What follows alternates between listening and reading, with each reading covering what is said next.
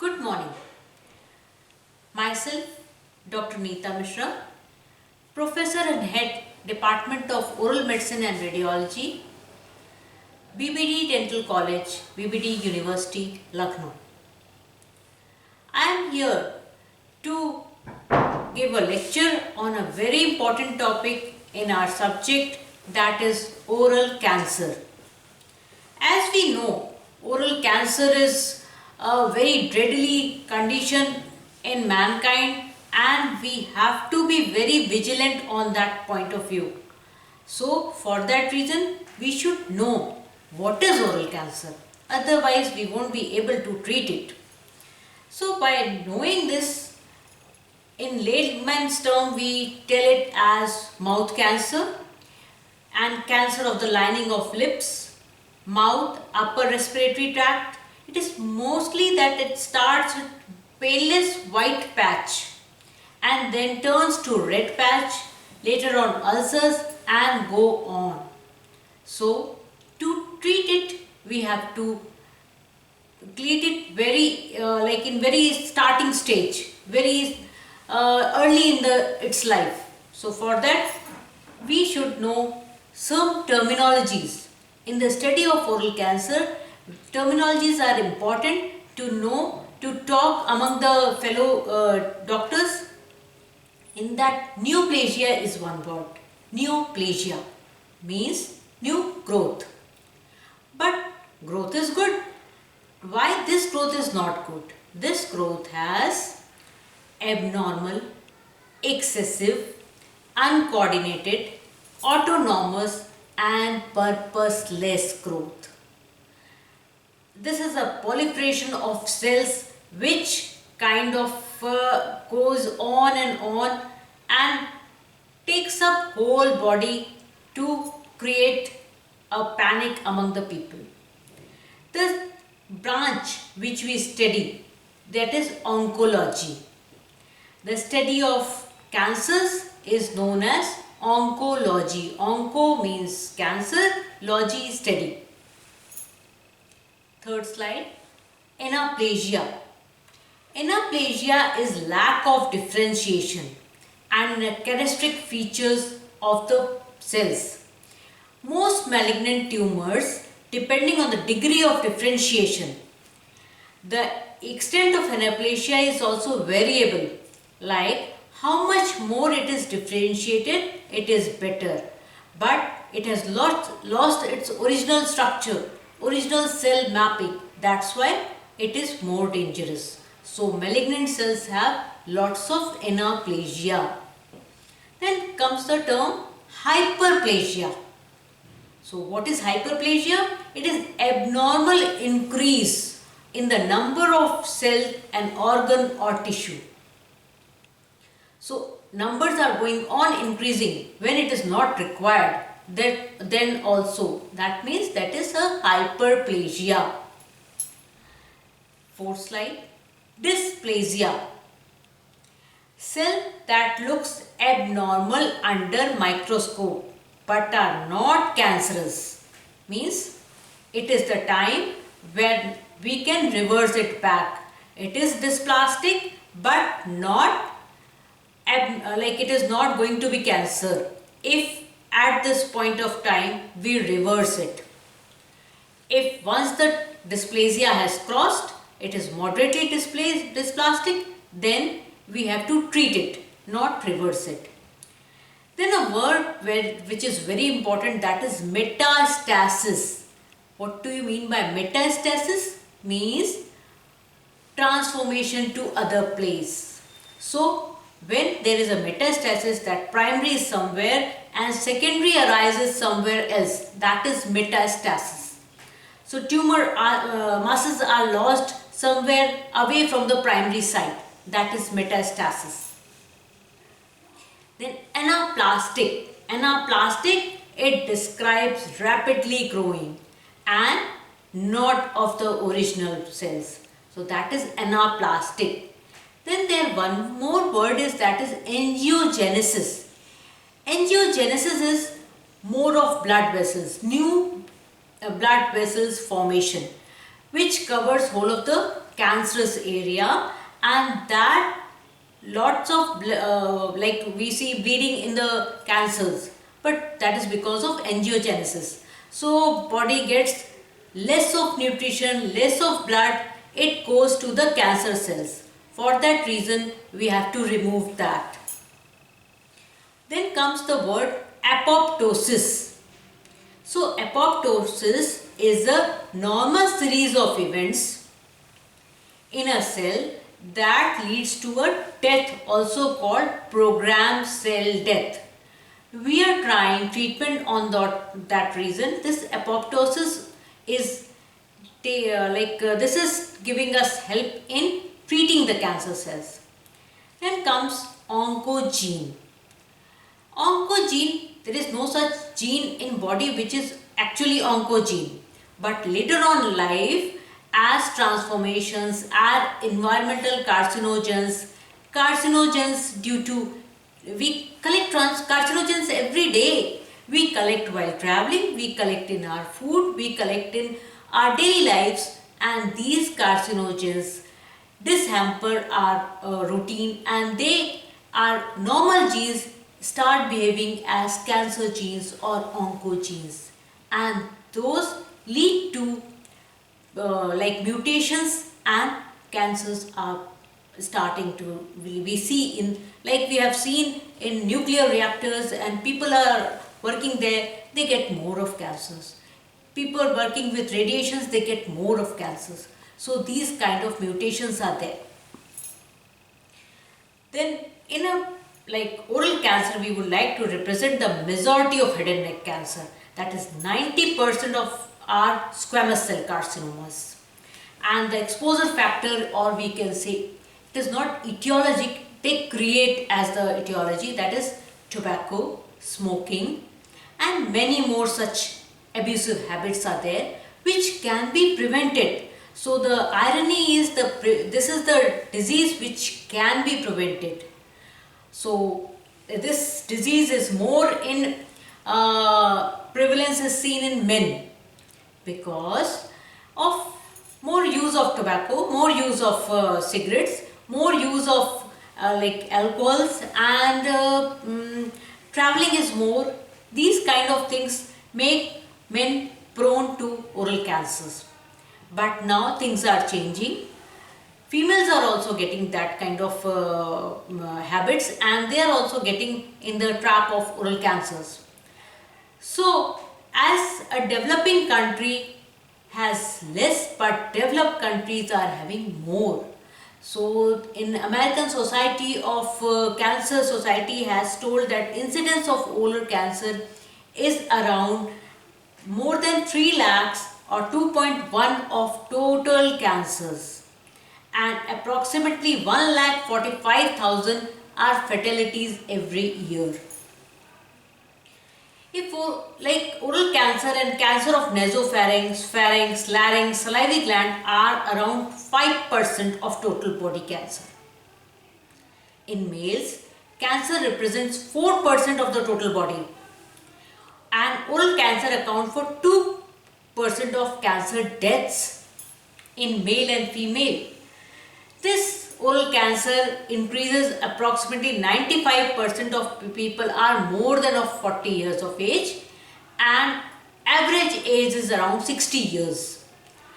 And majority of oral cancer involve tongue, oropharynx, floor of mouth, lip, gingiva, dorsal surface of tongue, palate are the less common side. Tongue, oropharynx, floor of the mouth, they are hidden. So we have to very careful while taking case histories. We have to go look into the areas which patient is not complaining that also. So these are the areas patient never looks in that. So we have to be very careful and look to find out some undetected matters. And people who have more of cancers, they are likely to have repeated. Etiology and risk factor. As we all know, incidence of oral cancer is clearly age related. Then declining immune surveillance is the reason, because as we age, immune surveillance gets less and chances of getting cancers is more. Accumulation of genetic mutations. Then duration of exposure, initiated factors like physical irritants, viruses, tobacco, cellular aging, decreased immunosurveillance. These are the etiology and risk factors. Then major risk factor, that is tobacco and alcohol. That is the major risk factor. With oral cancer, tobacco use is available in many forms. Heavy alcohol consumption. The combined effect of alcohol and tobacco has been shown as synergistic effect. A simple one will not affect that much, two will make it very lethal combination.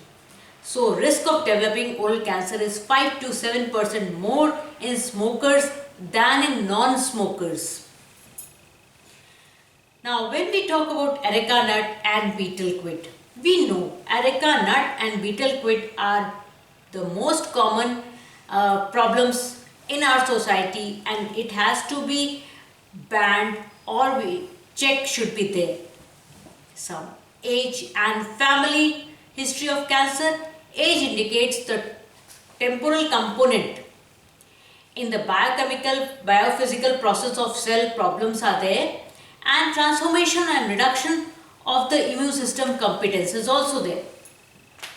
Sometimes immune suppression subjects and individual are increased risk of malignant tumor of oral cavity and elsewhere in the body. UV light and others.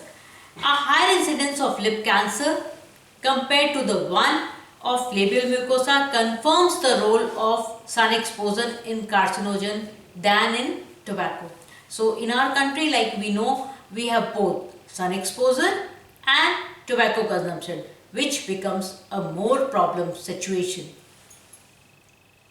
Now, when we talk about pathogenesis, oral squamous cell carcinoma is the result of a multi-stage process from normal to dysplastic cells and ultimately to squamous cell carcinoma. A pre-malignant or pre-cancerous lesion is defined by the WHO as morphologically altered, and it is cancer more likely to occur and includes leukoplakia, erythroplakia, possibly sometimes oral lichen planus also causes leads to oral squamous cell carcinoma. So it is better early than late. Treatment will be too difficult. Dysplastic lesions have been categorized as mild, moderate, severe. That depends on histomorphology, which we'll talk when we talk of morphological structure. Like mild dysplasia are limited to basal layer of epithelium, moderate to severe dysplasia increasing thickness of the epithelium. But this we will discuss later when we talk about histopathology. Now, on the clinical basis, there is something known as clinical staging of oral cancer. Now, American Joint Committee of Cancer Staging has divided it into T1, that is primary tumor, then N, regional lymph nodes, D, that is distance metastasis, T means the size of oral cancer. Then N is the lymph node which is palpable when there is a cancer, or some infection also causes lymph node, but then we have to decide it is same side or both the sides. Then distance metastasis, as we have already talked that metastasis is away from the primary, so that also leads to staging of cancer. So when we will talk about T means primary tumor.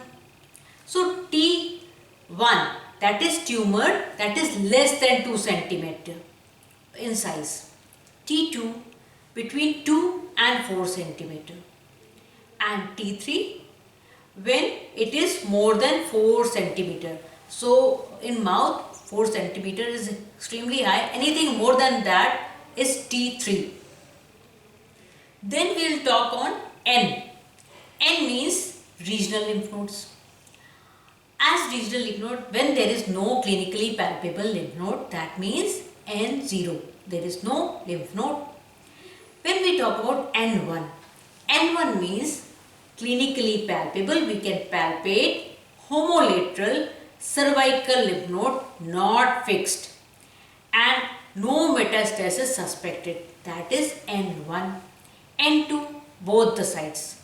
That means both sides are having lymph node which is almost 2 cm, sometime fixed or sometime not fixed. Mostly not fixed in N2.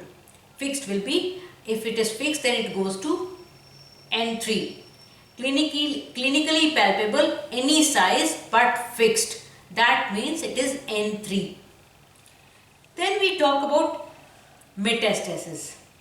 M0, that means no known metastasis. Here I like to add on that no known metastasis. It can be there, but at present clinically we could not find any metastasis.